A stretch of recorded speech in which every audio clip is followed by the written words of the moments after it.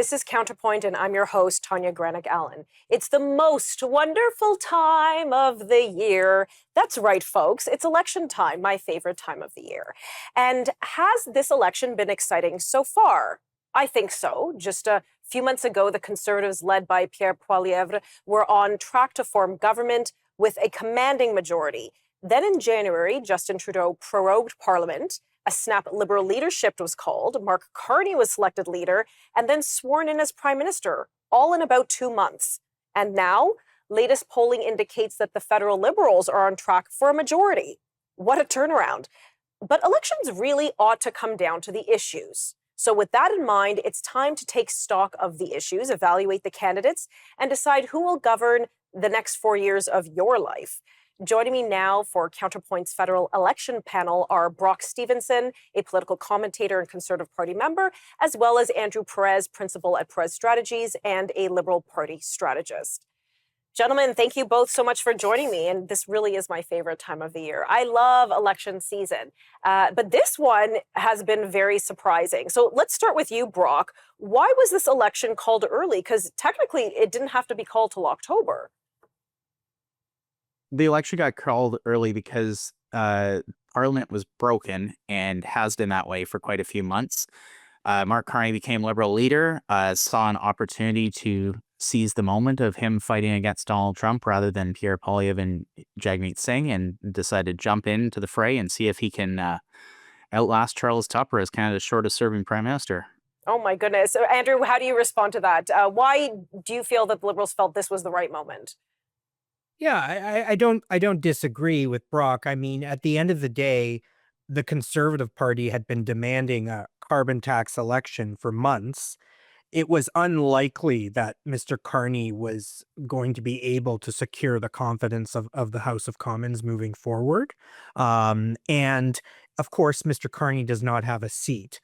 Obviously, there were political considerations in terms of the Liberal, support, which we've really seen buoyed in recent weeks as a result of the leadership race that breathed oxygen into the party, but also the unprecedented trade war that we've been plunged into. And so, for those reasons, I think it was clear that Mr. Carney and the Liberal Brain Trust were going to thrust the country into a general election, and it became impossible for the Conservatives to criticize the idea of calling an election after they had telegraphed the need to have an urgent election really for the past year.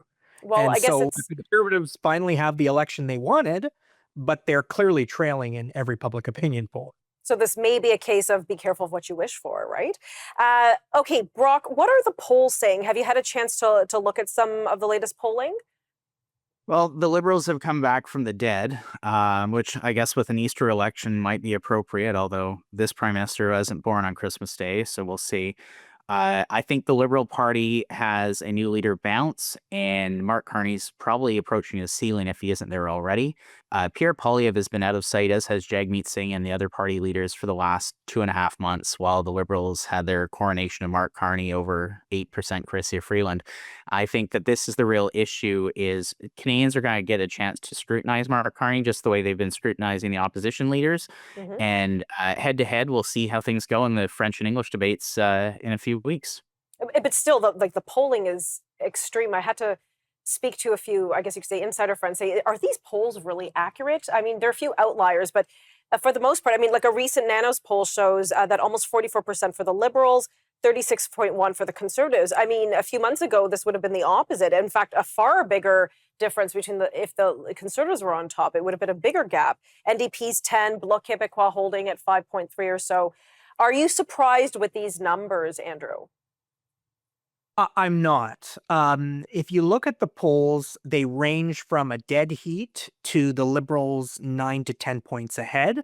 The CBC poll tracker, which I do follow because it's an aggregate of all the public opinion polls that are out there, right now has the Liberal Party on average 4.5 points ahead of the Conservatives. And because the Liberal vote is so efficient, and we've seen this in the last 2 general elections in which the Conservatives actually won the popular vote by 1 or 2%, and yet the Liberal Party formed a robust minority government. And so when the Liberal Party is leading by 4 or 5 points. That may not seem like a ton to the average viewer, but that translates to a strong majority government. We're Right. looking right now, I realize we're only a week into this campaign, at the Liberals winning around 185 to 190 seats.